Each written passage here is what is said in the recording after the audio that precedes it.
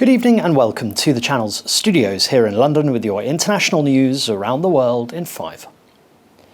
Volodymyr Zelensky has told the International Criminal Court that Vladimir Putin should be sentenced for what he calls his criminal actions. And I'm glad to be in your strong country now the land of freedom and justice, which are universal values.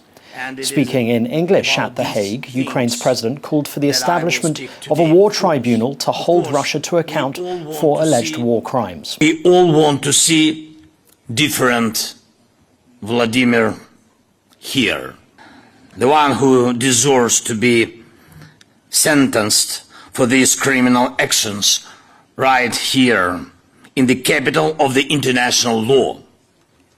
And I'm sure we will see that happen when we win, and we will win. Zelensky was speaking a day after Moscow accused Ukraine of attempting to assassinate Vladimir Putin. The Kremlin has now blamed the US for yesterday's alleged drone attack without giving any evidence. Meanwhile, the EU foreign policy chief called on Russia not to use the incident as an excuse for escalation in the war in Ukraine. We call Russia not to use this alleged attack as an excuse to continue the escalation of the war. This is what worries us. What worries us is this can be used in order to justify more conscription of people, soldiers, more attacks to Ukraine. Serbians have been mourning the victims of Wednesday's mass school shooting in Belgrade, which killed 8 students and a security guard. The entrance to the school where the shooting took place was filled with flowers and toys, and a steady stream of people lit candles to pay tribute to the 9 victims, 8 pupils and the security guard. The 13-year-old was arrested following the attack at the primary school in Belgrade and had apparently drawn up a hit list of his victims. The boy's father and mother have also been arrested. The ex-husband of a Thai woman charged with murdering 14 people with cyanide has surrendered after police issued an arrest warrant. Vitun Rangsiwutapon was a senior policeman in Ratchaburi province, where one of the alleged killings took place.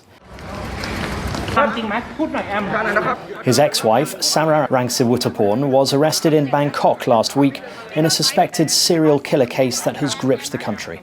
Police have charged her with 14 counts of murder, which she denies. Civilian drills have taken place in Taiwan, focused on scenarios of an attack or invasion on the country. Smoke was rising from mock-up buildings and destroyed public transport vehicles were seen in Taiwan's capital.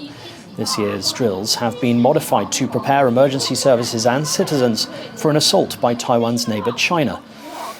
It comes ahead of Taiwan's most important annual Han Kuang military drills later this month. A heavy sandstorm has affected southern areas of northwest China's Xinjiang region. Video clips taken by residents in Wensu County on the edge of Taklamakan Desert capture a so-called sand wall nearly 100 meters high, towering on a local highway. Once vehicles ran into the wall, visibility was limited to less than 100 meters. Local weather authorities said the sandstorm will start to subside from Friday. And ardent monarchists have camped out on the road to Buckingham Palace and are getting increasingly excited at the prospect of the coronation of King Charles. Charles, along with his wife Camilla, will be crowned at London's Westminster Abbey on Saturday in a historic event whose origins date back some 1,000 years and involve thousands of military personnel in a mile-long procession through central London. For the royalists along the Mall, who spent the night under canvas, the royal family represents tradition and loyalty.